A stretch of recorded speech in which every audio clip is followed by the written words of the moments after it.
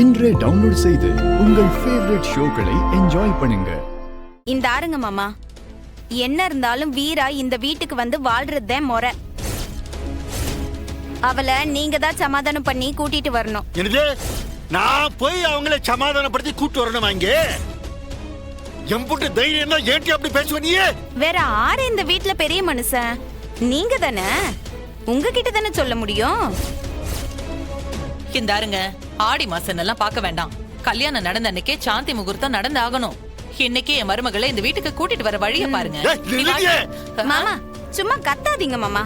இந்த கல்யாணம் நடக்காதுன்னு சொன்னீங்க, ஆனா எங்க அம்மா நடத்தி வச்சுட்டால. இனிமே உங்களால என்ன செய்ய முடியும்? அந்த சிவபாலனுக்கே இப்ப புடிச்சு போய் தானே தாலி கட்டினா. அவங்கள முதல்ல சேர்த்து வைக்க வேண்டியது உங்களோட கடமை. அத்தை, நம்ம உள்ள போவோம்.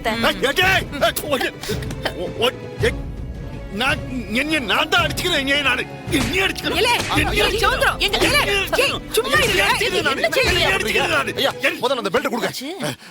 என்னையா நீங்க? மதனி, என்னாச்சு உன் தம்பிக்கு?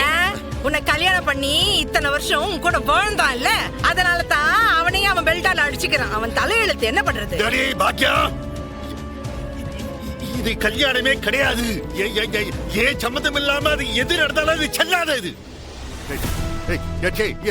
ஒன்று சொல்லுதே நல்லா கேட்டுக்க.